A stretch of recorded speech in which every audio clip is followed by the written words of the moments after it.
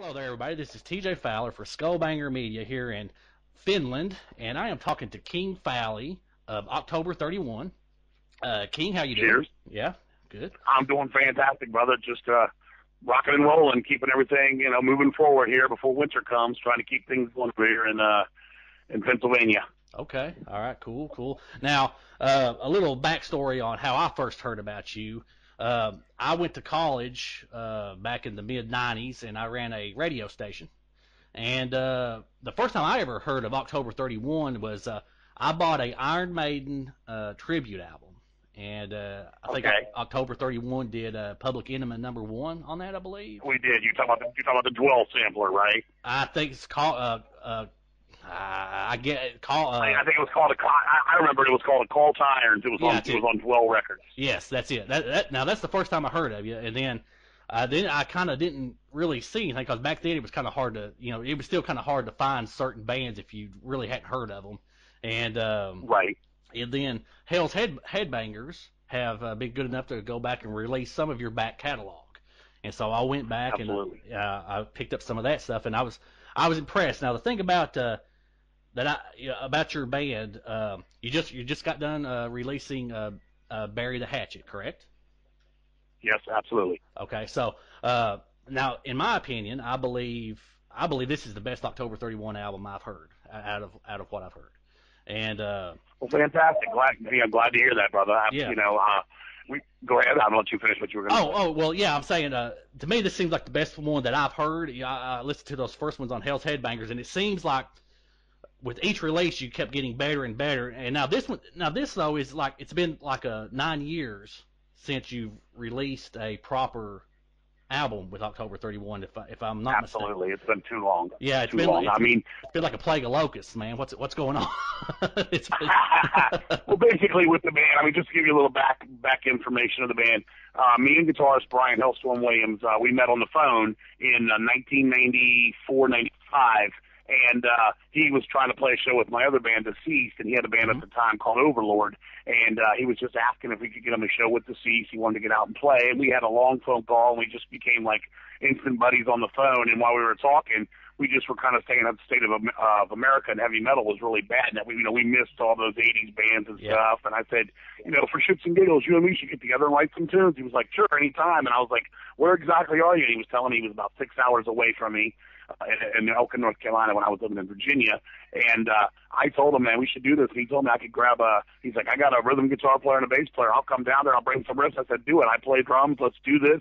Literally within 2 weeks, he came down. We did a demo tape called Voyage to Infinity. We wrote 3 original tunes in about an hour, and I thought they were damn good and catchy and stuff that nobody was really doing at the time, because 95, a lot of America especially, heavy metal was kind of a bad word. Everybody was everything but heavy metal, and I've always been a heavy metal freak through the toughest of times, so to speak. And so we did this demo tape, and I played it for my buddy Jim, who was away at college at the time. He was like, if you ever need a bass player full time, let me know, because the guys Brian brought were just a couple of friends of his.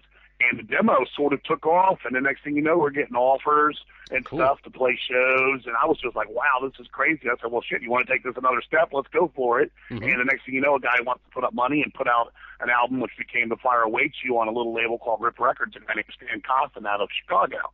So we got Jim had come back from college. He came in the band, and it was basically us three, and we just kind of started it from there. And I'm more of a growler with Deceased and stuff, but when I was a young guy, I'm 46 now. Then I guess I was around 26, 27. I was already pretty beat up from the years of just screaming like a banshee. I was trying my best to kind of go with what you would call the clean vocals and stuff, and I was trying to sing the heavy metal. And back then I was kind of a partier and something, alcohol kind of guy and stuff. And we were learning the ropes and stuff, and we were still pretty young guys doing our thing. And it just took time. We had small budgets for Fire Awaits You, and then we did Divisions of the NDP, which was something I did on my label, which I had at the time called Old Metal Records, which was, again, just a little bit of money going into a couple new songs. And then Rip wanted to do another record, so we did the Meet Thy Maker, and that was a little bit more money, but it was still dirt cheap. You're talking dirt cheap recordings, like a grand. Yeah. And and we did that, and we were learning as we went, and next thing you know, Metal Blade Records wants to pick us up, and we actually signed a contract with them, and they re-released Meet Thy Maker and Visions of the Animal, a double disc they brought us to Wacken, Wacken Festival in 2000. We're over there playing to 20,000 people. Wow. And I'm just like, this is all like a whirlwind. And it Mhm. was pretty goddamn crazy. And after a while, we just, we did the one thing with Metal Blade, and we kind of partied with them because, it became too business, and I'm not a guy about business. I like to just have fun and play my metal. Mhm. So we went and did something with a little label called Thrash Corner, which was No Survivors, in 2005. And by then, we had a couple different people in the band, and it was still always the basis has been me, Brian, and Jim. Mhm. And we've had a couple different rhythm guitar players and a couple different drummers. And we put that out, and that did really good. But by then, we all were like, Deceased was deep doing a bunch of stuff, and Jim was doing a bunch of stuff with his bands, which include While Heaven Wept and Twisted Tower Dire. And Brian was doing a bunch of guitar solo Mhm. stuff on his own, too, with a couple of his bands. So it was kind of like time, it took time from 2005 to here, 2014, to get it all right. The rhythm guitar player wanted to do something else. The drummer had a baby, and he kind of backed us off of it all. So we kind of just floated. We let the years went by quick. Yeah. I also moved to Pennsylvania. These guys, we're older, so we've got wives and kids and mortgages and, all the crap that goes with getting older. Sure. So that's basically why the 9-year layoff. Okay. We brought in two guys we met, which is Matt Eibach on rhythm guitar and Sean Wilhide on drums. And last year we really started writing again. And we put the Gone to the Devil 7-inch out, and we just started writing. We put together the whole album in about 8 to 10 months.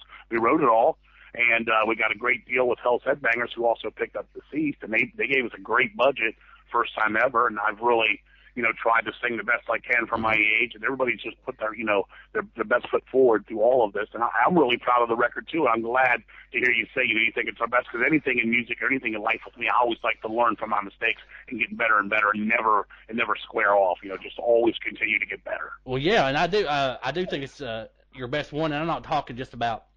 I try not to bash on bands because of production always, because sometimes, like you said, bands don't have a lot of money to go into a multi-million-dollar studio. In fact, sometimes I think it's best, sometimes they don't. I think sometimes you get a raw, more organic sound when you do things kind of more in the basic way. But I just agree with you more, Dan. You're not knocking us at all by knocking the production on the early ones. They are what they are. They're very cheap. Trust me, I hear all the flaws too, and as we've gone on, and like with the new one, I produced it 100% myself. Mm-hmm. I feel like we're getting in the right direction, and we're getting there. I hope after 30 years with Deceased and 20 years with this band, October 31, I've learned something in the studio as we've gone along. Yeah, well, I think where you've grown, and maybe it's just through the 9 years that you've had the gap. I think the songwriting and just the way you've written the riffs in this album, I think everything just sticks together better. And I think even if you had the production of the older albums, I think it still would have been still your best album. And good. Well, I'm happy to hear that. Yeah, and so also on this album, on Bury the Hatchet. Now, listening to your previous albums, they seem to be a little bit more in terms of lyrical themes. The previous albums seem to deal a little bit more on, I guess, maybe occult or I don't want to say mysticism, but maybe a little bit on some fantasy type things.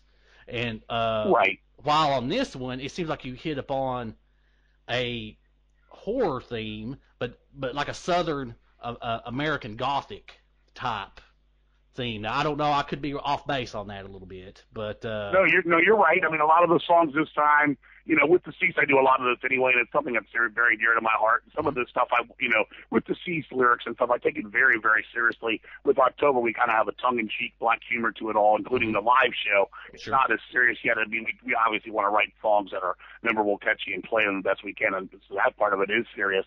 But, writing songs about fucking at Lover's Lane and, being murdered by a man with a hook, that old fable. Stuff like that, and then Bury the Hatchet is the guy on Halloween night, the killer on the loose. It's not our Michael Myers thing, but it is in there too. And then you also get like a little bit of different stuff in there. You get the metal anthem to open up the show with Tear You Down, and then you get some more deeper stuff like Angel Dust, which is kind of like pushing life to the fullest without going over the edge. So there's a little of this, a little of that, but there's definitely, I would say, at least 85% of the record is what you're saying, like the gothic horror theme to it all, and it was fitting for the record and the album cover and stuff, and it seemed right. It came out Halloween, and it just fell together this whole way, this whole entire year and late last year writing this record. I'm very proud of the guys. I mean, the two new guys are much younger than me and Jim and Brian. Brian's 52. I'm 46. Jim's early 40s now. Yeah. These other guys are like very early 30s, which, I guess that's not young, but it's younger than me. And they've really busted their ass, and they keep up, man. And, and they're from a little bit of a different era of the heavy metal that we are, but it doesn't matter. They love it too. They're fucking great guys, and definitely, without doubt, this is the best October 31 lineup to date. Great. Now, touching on the horror theme a little bit more now, are you a horror movie fan, big time, or fanatic? Oh, great. Fanatic. I'm sitting in a room right now talking to you with I would say probably over 5,000 horror movies in the room with me staring at me while on the phone here with you. You are a connoisseur. I am since I fucking was born, I would say. My mom used to tell me that her and my father probably had me during the Rosemary's Baby movie at the drive-in. It looks just like so I guess it came from my parents. Okay. No pun intended. Well, tell me then, tell me your top three favorite horror films, because I'm a big horror film fan as well. I mean, I love everything from the stuff that everybody knows to the lesser known stuff. Some of the lesser known still out there ones: Burn Offerings, Let's Scare Jessica to Death, Black Christmas, the original from the 70s, the Canadian film. Then some bigger ones like Phantasm, The Exorcist, of course I love. The Changeling is another one I live for. Things like that. There's a lot of movies for a lot of reasons. I couldn't even narrow it down to a top 100 probably if it being said. I've seen them all. I've seen every A list, B list, D list, Z list, top dog, horrible made. I always try to find something and everything. I keep up with the old, the new, everything. I'm always watching horror films. Okay. Always. All right. Well, that's impressive. I try to keep up, but man, I can't keep up that much. But I know it can be tough, man. There's so many movies, and nowadays, and with these fan-made cameras and stuff. It costs like $3 to make a movie, and some people have taken these $3 movies and made great movies with them. Yeah, sure. Well, now we spoke before a little bit before we started the interview. You're getting ready to do some touring, and one of the bands is Raven as well. Is that correct? Yes, yeah. John Gallagher from Raven, he's been talking a bunch lately, and we just played a show with them 2 weeks back at St. Louis, Missouri. We did a show out there with them, and they wanted to do a couple more shows, which, of course, we jumped on point. This coming weekend here, the 21st of November, we're playing in the St. Vitus Bar in New York with them. But then Saturday night, they're going to be playing in Philadelphia, but I don't get along too much. I live in the Philadelphia area, and the clubs here are pretty bullshit. So the guy, he didn't really want to listen to my fucking mouth, and I didn't want to hear his greedy, egotistical shit. So we're going to go do our own thing that night. We're going to go off to over to Massachusetts and do our own headlining gig out there. Okay. And that's on the 22nd, and then the 23rd, we're going to finish out the year for October live, playing in Baltimore, Maryland, at a place called the Gallery with Raven again, and also Night Demons supporting them for their entire U.S. tour, and that'll take us home for the year. It's just these last three shows, and then we can kind of, like I was telling you earlier, kind of hibernate till the snow goes away or winter settles out, and we can just regroup and move into the next generation, because next year is the 20th anniversary of the band. Okay. Great. Well, okay, so I'm going to ask a little bit of a question here. I like to kind of get an idea of what musicians do outside of music. What do you do to keep busy with things that's not music related? Obviously, horror movies is one of those, but it's all music related. I mean, I basically run a record label called Old Metal Records, where I release old classic heavy metal albums onto CD. I do my own distro, which is part of the Old Metal Records too. Still, even though CDs don't sell like they used to, I do stuff like that. I make T-shirts. I go out with my other band, Deceased. As far as free time and stuff like that, I have a son. Me and him hang out a lot. I'm engaged to a girl now, probably getting married here next year. Okay. Probably Halloween-ish time. So me and her spend a lot of time together, and I watch my football. I'm not a drinker or a drugger in the least, so that's not part of my day. I love to travel. I love to play shows anywhere and everywhere. I love to get out and see people and just support the scene. That's pretty much been my life since I was a kid. That's great. You said you watch football. Are you an Eagles fan? I like the Eagles. I don't really have a team. I grew up in D.C., so with the Redskins a lot as a kid. But when the free agency kind of took over in the '80s, it kind of made me down on a lot of people that just kind of walked for the money. Oh yeah. Some of I like the Niners. I like the Eagles. There's a few teams I really, really like. Those are two of them I like. A couple teams I can't stand. I can't stand the Cowboys. I can't stand the Patriots. Can't stand the Packers. Okay. You're not or the Steelers. Not a Steelers fan either. Well, I'm a Browns fan, so you can imagine. Oh, and you definitely hate the Steelers. Yeah, I sure do. I tell you what, the Browns are looking pretty good this year. I think they're definitely better than they've been. Yeah, they didn't look too good Sunday though against the Texans. God. No, they had to lose. That was a big loss, but they're still right there. That division's there for the taking. Yeah. Okay. Now October 31. Now the band is you're a known underground band. I think anybody that hears and knows your band, they're like, oh yeah, you're kind of an underground band. Are there any other bands out there that has caught your attention that's in the underground that you think deserves a listen, or any band for that matter?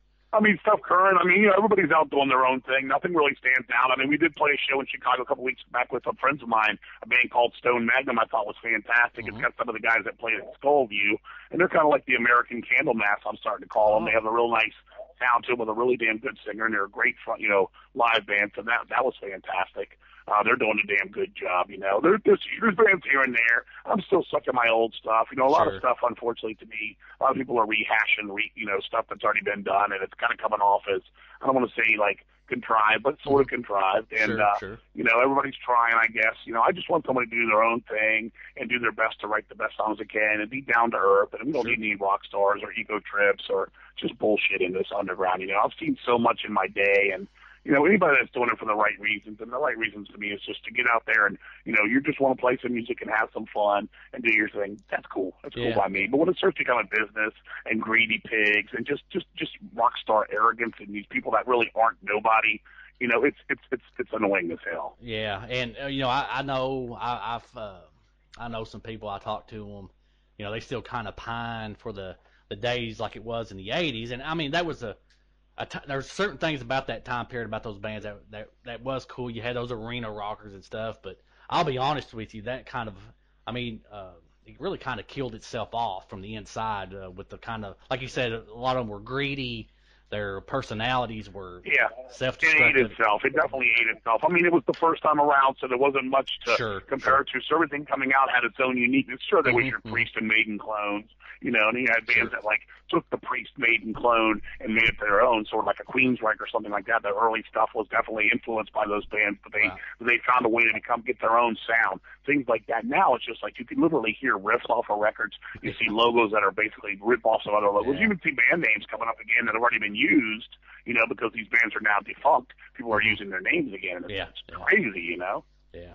Well, you kind of touched on it a little bit, but for bands starting out, and I know you've dealt with the music business more than I have.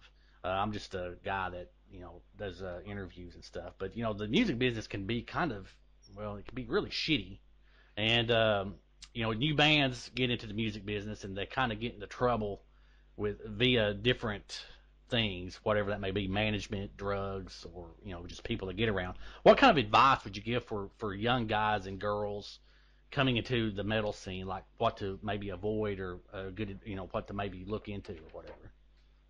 I mean, basically the bottom line I always tell people is you got to keep your head up. You got to keep your head on straight and stuff. I mean, nobody does good fucked up on drugs. Nobody does good, being an asshole. It's just, some people are okay, and this is definitely not me. Some people are okay with, like, local heroism, like bands. We play with bands that nobody knows outside of a 10-mile radius, but in that 10-mile radius, they're the kiss of their area, and they're complete assholes. They're jerk-offs. They're just, it's just, to me, that's not what it's about. To me, it's like, we're all in this together. From the people playing the music, to people recording the music, to people like yourself that are supporting the music and doing your share of things with your show.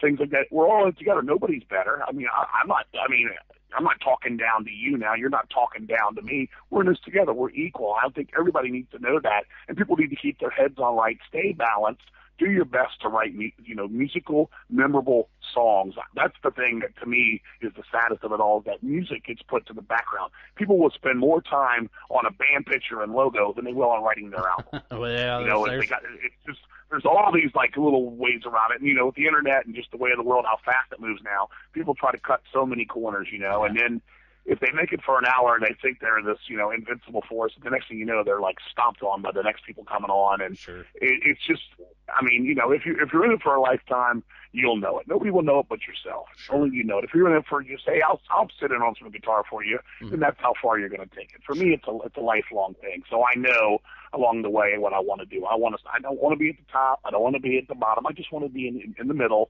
just doing my thing and just, being myself and being part of bands that I can look up to as friends that are like not assholes, not jerk-offs, not ego pricks, not greedy, whatever. None of that. I don't want to be involved in any of that, because to me that's always, at the end of the day, a negative thing, and negativity that works for nothing in nobody's life, whether it be drug overdoses or stealing money from other guys in the band or just to be an ass. Sure. You got to have your head on right, and that's my advice to anybody doing this, girl or guy.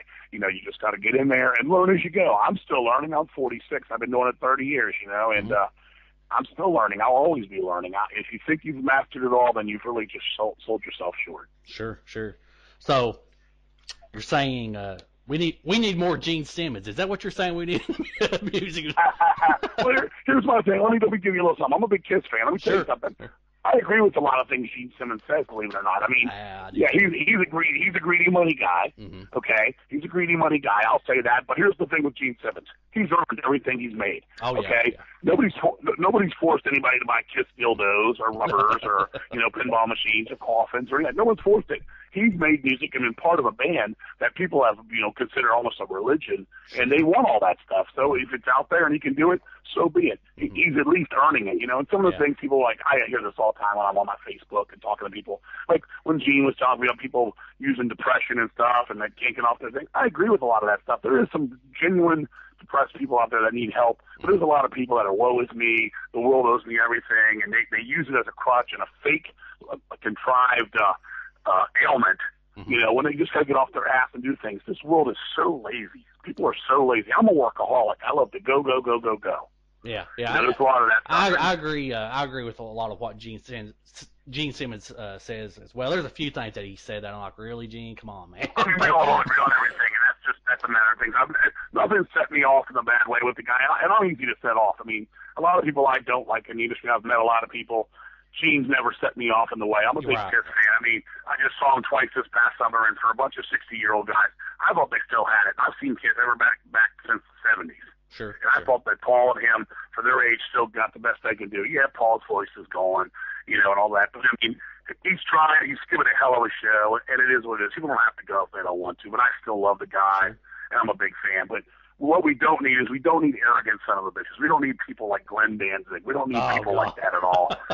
These are just people that you do not want to be around, things like that. I mean, I don't even consider Glenn Danzig a metal, kind of person. Don't you know your life? While we're talking, just people like that, I just can't stand rock stars, man. Don't you know your life is better with Glenn Danzig in the world? Yeah, Glenn Danzig, he can eat a pelican's dick. Oh dear.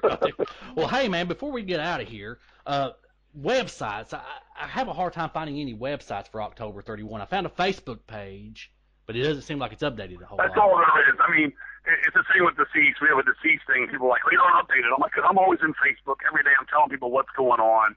My Facebook is pretty much maxed out with the 5,000 limit kind of shit and things like that. I'm always trying to get people to creep in there, and people that have left the thing, I have to go looking and delete people to kind of keep it moving forward. I always want to do that. I don't know why they do that, but I'm on there all the time, hyperactive, trying to tell people this is what we're doing, this is what's coming up, and people are on it there. But I mean, as far as the website for October, there's only the Facebook page, and that's very slow moving. But my personal page, King Fowley, I mean, you can at least for now follow it, and people can follow that, and you'll see everything going on. And that's where I try to keep up to the minute. Like we just an interview with this guy, he lives in Finland, but he's from Tennessee. I can do it now, not like a week from now. You know what I'm saying? Yeah. Okay. All right. Cool. Well, I didn't know. I was like, well, maybe I'm missing something or whatever. So I was going to. You're not. I mean, we've never really had much of a website for October, even before like when the internet first came out and before MySpace and Facebook and all that kind of crap. We had one for a little bit, but it really didn't seem to matter to us. So we just kind of like, what? It's not that big a deal to us. Okay. All right. Well, we'll wrap it up here with a final say. This is King. This is your chance to kind of just tell people out there what's going on. Any final words you want to say?